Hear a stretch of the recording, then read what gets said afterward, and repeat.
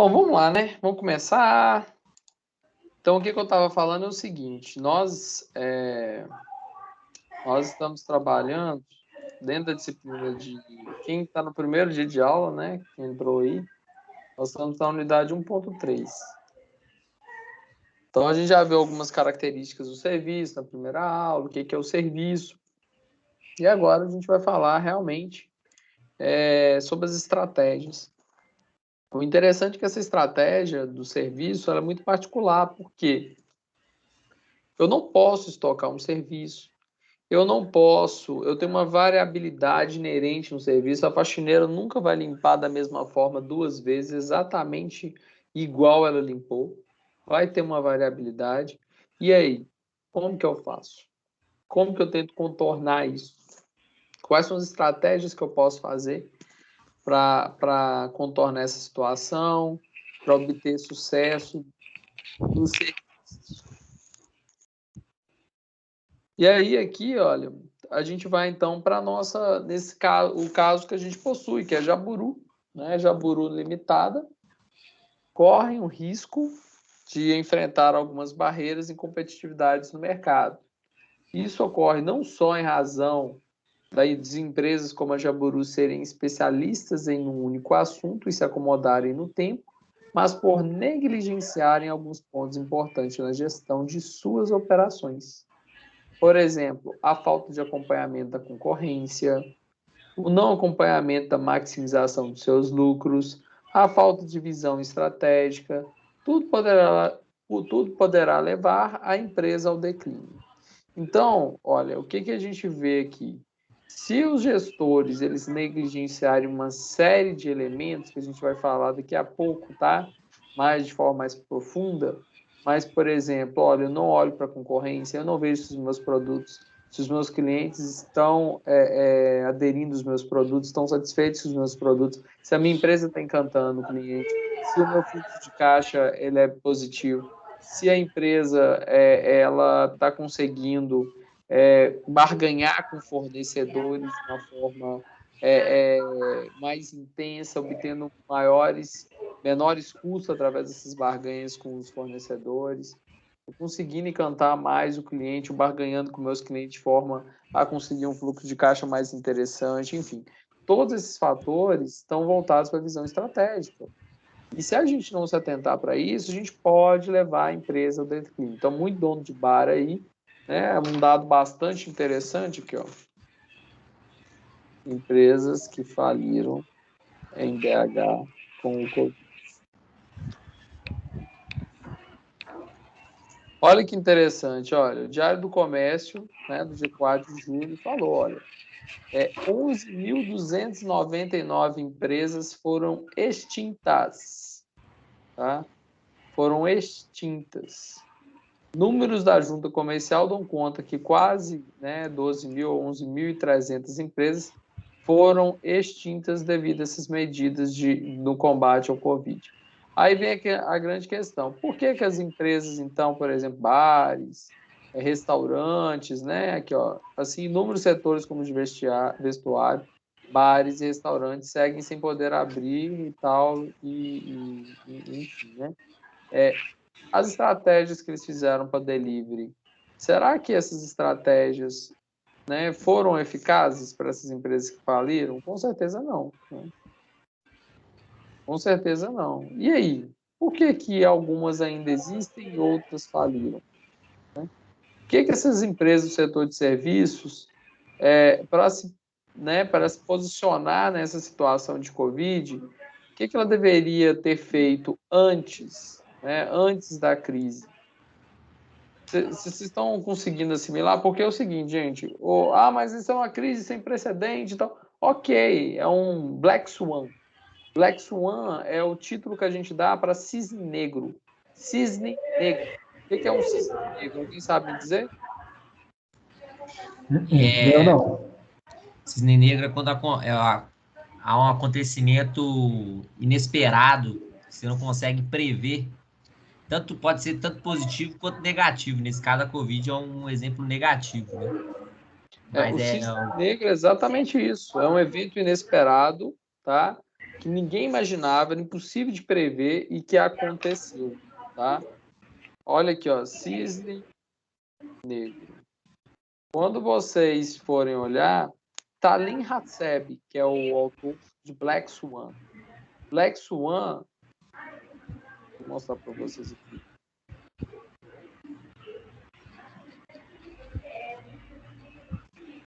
Aqui, ó. Nassim Talem Hatshep. Esse livro está à venda. Quando eu estava fazendo o mestrado, eu cheguei a ler Nassim Nicholas Taleb. O impacto do altamente improvável. É sensacional quando a gente pensa nesse, né, no cisne, porque são eventos pessoais que o mercado ele pode ser impactado por ele, imprevisíveis, né? São imprevisíveis. Aqui está falando aqui, ó, o Taleb mostra o contrário do que defende a maioria dos economistas, estamos constantemente à mercê do inesperado. A esses acontecimentos previsíveis, o autor dá o nome de cisne negro, animal que se considerava inexistente até ser visto pela primeira vez inesperadamente na Austrália no século XVII. Daí o cisne negro. Né? Não existe cisne negro, só existe cisne branco. Existe cisne negro, sim. Isso foi algo inesperado. Um cisne negro é um evento com 3 características totalmente prováveis, é imprevisível, ocasiona resultados impactantes. Após a sua ocorrência, inventamos um meio de torná-lo menos aleatório e mais explicável. O sucesso surpreendente por exemplo, o sucesso surpreendente do Google foi o cisne negro, ok? Assim como o 11 de setembro, enfim, aí vai. Onde eu estou querendo chegar? Como que as empresas podem se preparar para cisnes negros? Porque o que a gente está observando, pessoal, é que está tendo cisne negro um atrás do outro. Um atrás do outro. Se a gente for olhar as crises, né? E eu vou, por exemplo, histórico Bovespa. Só para vocês, né? Só para vocês terem uma noção,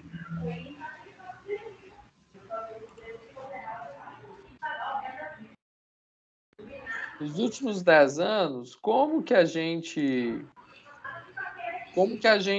o Ibovespa se comportou? Eu quero um gráfico.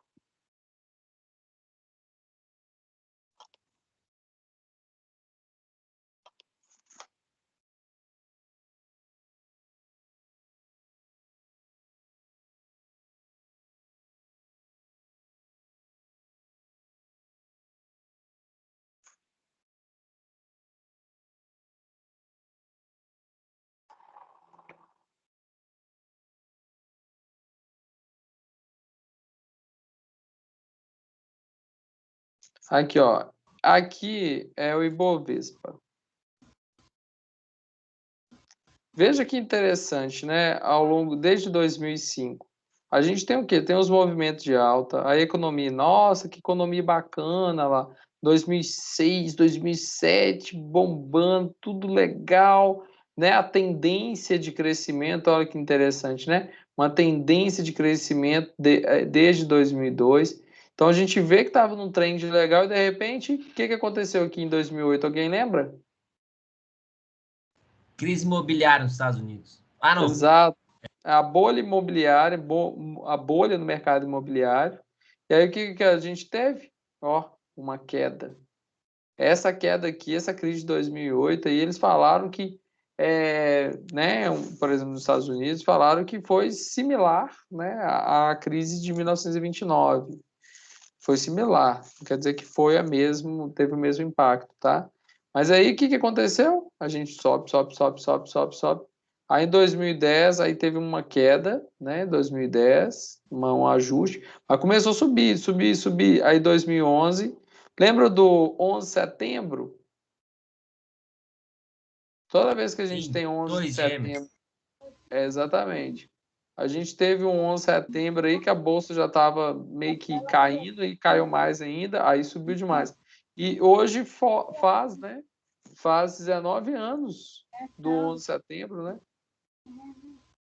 Do ataque. E aí ele sobe, depois cai, e aí sobe, cai, sobe. E olha o que aconteceu aqui nos últimos 6 meses, né, pessoal? Vou colocar aqui um ano. Olha o que aconteceu aqui, né? 17 de 2 de 2020 é o colapso do Covid. Caiu, e aí lá vamos subir de novo aqui, próximo, né, a fevereiro. E aí que tá interessante, né? E aí, quando que vai ser a próxima crise? Vai ser decorrente de quê? Que até pandemia teve. Isso aqui não foi pandemia, mas teve uma queda. Aqui também teve. Né? Essa crise aqui a gente presenciou em 2008. E os mercados eles funcionam assim. E como que as empresas podem se preparar, então? Quais estratégias elas podem aportar para conseguir sobreviver e não fechar igual esse comércio? Alguns restaurantes nobres, né, de Belo Horizonte foram extintos, fecharam. Muita empresa saiu, né? Então, Eu, aí que está a visão estratégica. Oi? eu acho que primeiramente é tentar verificar um planejamento financeiro para uma empresa, um restaurante, alguma coisa, né? Porque, pelo que eu vi, o que mais afetou foi restaurante, Uhum. né? Se você for analisar. E aqui, pelo que eu vi em Belo Horizonte em si, tem muitos restaurantes, né? E aí foi onde que fechou tudo, porque logo quando entrou essa pandemia, eu só vi um monte de lugares fechando e as locações em si foi fechando e foi fechando tudo e parou, né, praticamente. Então, acho que um planejamento aí relacionado a financeiro e um planejamento para essa distribuição que, vamos supor, que nem eles fizeram aí esse negócio de delivery, né? E acho que houve teve gente que se precipitou e não teve aquele planejamento como deveria. Perfeito. Inclusive, é o seguinte, tem empresas, pessoal, que se preparam, né, com caixa para cobrir 3 meses, né, de operação. Uhum. Tem 3 meses de aluguel e 3 meses, né, de pagamento do funcionário lá, guardadinho se precisar. Chama-se reserva de contingência, tá? Ah, se acontecer alguma coisa do tipo, ela tem como, né, sobreviver um determinado tempo. Mas o que acontece é que a maior parte dos empreendimentos que a gente tem hoje, né, no Brasil, eles são feitos por empreendedores que não têm um grau de instrução elevado, eles realmente, né, operam e pegam dinheiro para poder todo, até mesmo dinheiro todo do negócio na sua vida, gasta na sua vida pessoal. Eu tenho alguns amigos nesse sentido. O negócio está dando dinheiro, o que a pessoa faz? Vai lá, pega o dinheiro e vai comprar um carro, vai comprar uma casa, vai viver uma vida de luxo, né? E a empresa, coitada, está lá. Aí, na hora que vem uma crise, algum evento dessa natureza, a empresa ela não tem suporte para conseguir permanecer no mercado, porque às vezes o grau de endividamento dela está alto, o sócio faz dívida no nome da empresa, existe muito isso. A empresa ela compra mais barato pelo Finame, que não sei o quê, pelos financiamentos do BNDES. Aí, pelo fato da empresa conseguir no cartão BNDES comprar mais barato, o cara vai lá e compra uma casa no nome da empresa. E financia uma casa para ele no nome da empresa. Assim, o salário dele pela empresa Prolabore não pagaria, não daria para comprar a casa. Mas mesmo assim a pessoa vai lá, não, pelo faturamento da empresa dá para comprar. E vai lá e compra. Aí vem uma crise, o que acontece? Acabou a empresa, porque a empresa já está endividada. Então, assim, é muito sério esse planejamento estratégico que as empresas devem possuir. Quem que é o responsável por fazer esse tipo de planejamento? O CEO. O CEO. Ele que vai dar a direção que a empresa ela tem que seguir. Outro ponto, né? Vocês já viram que essas grandes empresas, essas multinacionais, o que elas fazem, né? Alguns podem se perguntar, poxa, mas o cara é o dono da empresa e não administra essa empresa? Não é o administrador da empresa? Alguém sabe me dizer o porquê que essas empresas muito ricas, né? De famílias muito ricas, assim, a gente observa que tem uma pessoa, tá? Que ela é contratada, ok? Para administrar essa empresa e não é o dono que administra? Eu acredito que é para não ter mistura de interesses, né? Por exemplo, o dono da empresa, se ele está administrando ali como CEO, né? Ele pode querer, talvez ele, o caso comum que acontece em muitas empresas assim é familiares, né? É justamente a meritocracia entre no sistema, aí acaba, sei lá, a contratar pessoas para cargos de confiança, mas que não são capacitados para estar naquele cargo. Isso acaba enfraquecendo aí toda a estrutura da empresa. E para não ter essa mistura de interesse aí no financeiro, eu acho. Perfeito, você está no caminho certo. Quem Eu, mais? eu acho que é para uma questão até de, assim, como que eu posso dizer? É questão de princípio também do empreendedor. Porque eu entendo assim, o dono ele é o empreendedor, ele só vai investir. O investimento dele ele quer o retorno. Esse retorno tem que ter alguém para fazer o processo de entrada e saída de dinheiro. Entendeu? Seja dinheiro ou seja até comportamento mesmo dentro da empresa, questão de regras, entendeu? Essas coisas.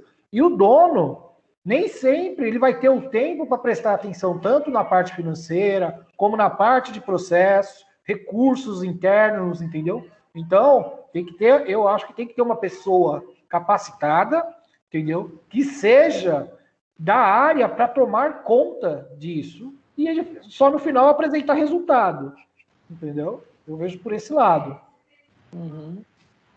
Não, vocês têm, assim, vocês estão certos nos argumentos, tá? Os dois não estão muito certos nos argumentos. O que acontece é assim, né? A gente vê que às vezes a empresa era fundada, né, por uma pessoa, e aí a gente vê essa pessoa, às vezes, né? E a gente vê até com uma certa frequência, quando a empresa é nova, o fundador ser o CEO. Aquele que idealizou a empresa, que ergueu a empresa, fez a empresa decolar, tem uma visão de estratégia de negócio e conseguiu penetrar no mercado, conquistar, etc. e tal. Então, ele é a figura estratégica, é o head, né? E aí, o que que acontece? A gente viu isso com Ford, com Henry Ford, a gente viu isso com JP Morgan, né? Do conglomerado dos bancos Morgan. A gente tem isso com os Rockefeller, né? Do segmento do petróleo. Vanderbilt nos Estados Unidos, no segmento das ferrovias. Então, a gente observa, né? Até Thomas Edison, tá? Da Edison Electric Company, antes de ser comprada por JP Morgan e fundar a General Electric. A General Electric nada mais, nada menos nasceu justamente de uma compra, tá? De uma compra de JP Morgan, dos bancos Morgan, da empresa do Edison, do Thomas Edison, aquele que inventou a lâmpada. Então, o que que acontece? Fundou a General Electric, que é a GE, né, que a gente conhece hoje. Mas o que que a gente observa, né? Geralmente, essas empresas nascem com um fundador que idealizou, que tem a figura estratégica. Afinal, gente, é esse cara que conseguiu erguer a empresa lá de baixo e fazer ela realmente decolar. Só que o que que a gente observa? Depois que essa figura sai, né, contrata-se, justamente naquilo que vocês estão falando aí, pela competência, um CEO, um administrador, no qual ele vai ter que gerar, né, rendimentos e guiar estrategicamente a organização para um destino.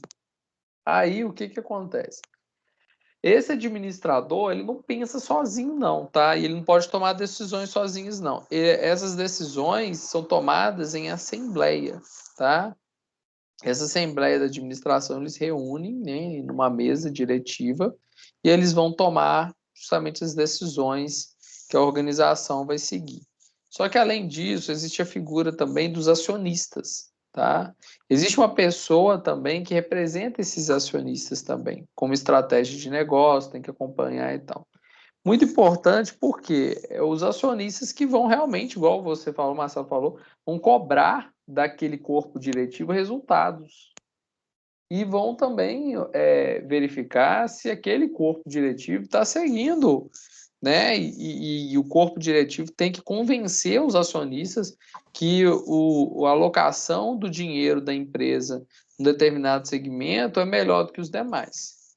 E isso, pessoal, é bastante interessante. Por exemplo, por que agora que está se investindo em híbridos, né? Por que eles estão investindo em elétricos? Alguém convenceu os acionistas que esse dinheiro é o futuro, realmente. Ele vai ter retorno desse dinheiro. Mas, voltando aqui, é importante porque essa questão também que vocês comentaram, se a empresa é familiar, ela fica pouco profissional, meritocrática, né? Você vai colocar lá um parente lá na direção, imagina, você é CEO de uma empresa, aí, geralmente as empresas familiares, o que elas fazem? Ela vai lá e coloca lá o cunhado para administrar isso, o outro para administrar outra coisa. E naquela posição, todos sabem que a pessoa nunca vai sair, porque é familiar, é laço sanguíneo, né? Esse tipo de poder é um poder tradicional, herdado, né? Não é um poder meritocrático, igual na concepção weberiana a gente tem, né? Poder tradicional, poder carismático, irracional, legal ou burocrático. Então a gente observa que existe esses elementos e as organizações, principalmente as organizações contemporâneas, inclusive elas nascem com investidores, anjos, que colocam dinheiro em pessoas qualificadas, né? Quando está na direção das startups, pessoas qualificadas, que eles acreditam que aquele negócio vai dar certo e colocam o dinheiro lá. Então a gente tem uma configuração diferente. Porém, o investidor, ele observa e ele só vai continuar colocando dinheiro naquilo que realmente for rentável para ele. Fora que essas grandes famílias ricas, né, elas diversificam os seus investimentos. Então, não foca num negócio específico, vai focar em outros tipos de negócio e vão cobrar desses CEOs os resultados desses negócios, desse portfólio de negócios que elas possuem. Então, é muito interessante aí esses aspectos, porque o CEO que está lá na empresa é mais um, tá? É mais um trabalhador para a organização que tem que pensar as estratégias e os donos do capital, que são os donos que realmente têm dinheiro, que vai realmente remunerar aquele CEO, trocar aquele CEO, ver se aquilo ali é interessante ou não. Inclusive, ele pode simplesmente, num certo dia, falar assim: não vou mais investir nesse negócio, vou dissolver toda a empresa. Eles podem fazer isso como capital, tirar o capital. Eu não quero mais meu capital daqui, vou vender. Podem fazer isso. Aí vocês vão falar assim, mas não pode fechar a empresa do nada, etc e tal, não, porque tem questões sociais envolvidas. Ok, mas, né, gente, capitalismo é capitalismo. Ô, professor, Oi? essa parte do pessoal da organização, da parte interna que faz todo esse processo aí, né? Podemos chamar eles de intraempreendedores ou não? Exatamente, falou tudo. O intraempreendedorismo nada mais é do que pessoas que correm riscos calculados dentro das organizações Ok. e eles desafiam mesmo, tá? Eles tratam aquele trabalho como um empreendimento, como se fossem deles mesmo. Entendi. Então, por isso que você vê que eles vão lá, tentam barganhar com outras pessoas a fim de convencê-las de determinado projeto, e nesse sentido eles são intraempreendedores. Assumem riscos calculados, mas dentro da empresa, por um dinheiro que não é deles. Entendi. Agora Mas vamos eles supor. podem perder o emprego, né? Então vamos supor que se eu estou dentro de um projeto, quero fazer um projeto, tive uma ideia, ok? Dentro de uma empresa. Para mim poder fazer esse processo de apresentação aí para ter investimentos financeiros, eu tenho que chamar os acionistas, fazer o cálculo, lógico, né? Fazer todo o cálculo, chamar os acionistas para depois apresentar o pessoal que está empreendendo o projeto ou não? O que acontece? Quando você é intraempreendedor, que você fala, quando você está dentro de uma hierarquia numa organização, e a gente tem esse processo, por exemplo, né? Você tem um projeto, e esse projeto envolve muito dinheiro. Então, o que você faz? Você apresenta para a sua gerência, você com o seu nome, apresenta, tem um projeto gostaria de apresentar para vocês, etc e tal. Uhum. Se eles gostarem, ó, aí começa o empreendedorismo ali, você tem que convencer já os seus primeiros níveis. Se eles Entendi. gostarem, vai levar isso para o diretor. Aí mostra para o diretor. Se o diretor curtir, aí ele vai mandar você fazer, inclusive, tá? Que aí o que Uhum. ele vai fazer? Esse diretor, ele vai levar num corpo diretivo, tem uma reunião, pessoal. Vou fazer uma analogia na Fiat, tá? A Tá. Fiat tem uma reunião que tem um comitê que chama LIC, nesse comitê de aprovação de investimentos. Uhum. Ok?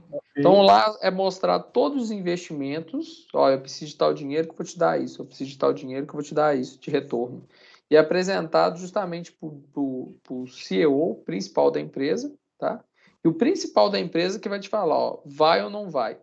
Dependendo do impacto que esse projeto gera, ele tem que levar lá no acionista para poder o acionista entender se vai investir ou não.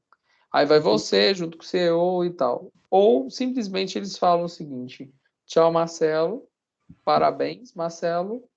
E ele apresenta direto lá, e aí, caso o projeto vá para frente, aí você que puxa o projeto, entendeu?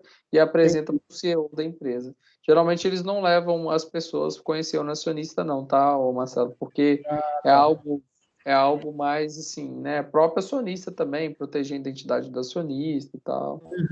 Entendi. Beleza. Ok? Mas dá um renome, né, danado para quem faz, tá? Ok, legal. Era isso que eu queria saber. Beleza. Beleza, então. Então, você é o profissional contratado para lidar com mais essa situação. Em investigação, você percebeu que a concorrente da Jaburu investiu muito em inovação. Ou seja, o seu concorrente está investindo em inovação. Sem dúvida, a outra empresa estava levando boa vantagem em relação à sua principal concorrente, a Jaburu. Sem dúvida, a outra empresa estava levando boa vantagem em relação à principal concorrente, a Jaburu. Com espírito inovador, a concorrente busca agora entender mais ainda sobre o que fazer para ser reconhecida como uma organização que sempre inova pelas diferenciações de entrega. Ó, tem uma palavrinha aqui, diferenciações. Ela quer melhorar e depende de opiniões de representantes técnicos de produtos e precisa ouvir mais alguns engenheiros de produção para ficar mais estabelecida no mercado. Então, o concorrente está querendo inovar e está querendo ser reconhecido por produtos diferenciados, ou seja, produtos únicos, customizados, ok? Vocês conhecem algum local aqui em Belo Horizonte que apresenta um serviço diferenciado? Qualquer tipo de negócio. Algum que vocês falam assim, ó, esse estabelecimento apresenta um serviço diferenciado mesmo.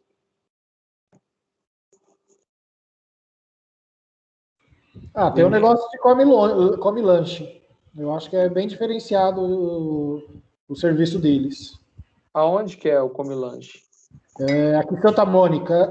Na verdade, tem, se eu não me engano, tem Santa Mônica e tem outros lugares. Acho que são 2 ou 3 lugares a mais aí. Esse Come Lanche aqui? Isso. Bom, na internet é isso, né? Dá pra gente ver tudo. Isso. Ó, Come Lanches. Legal, até um nome interessante, né? Fixa na mente. E aí tem os hambúrgueres deles. É esse aqui, o hambúrguer? Isso. Mas ele tem uns cardápios até um pouco diferenciado aí que eu vi, né? E questão da entrega, isso aí, ó, frango no balde também. Entendeu? Achei muito,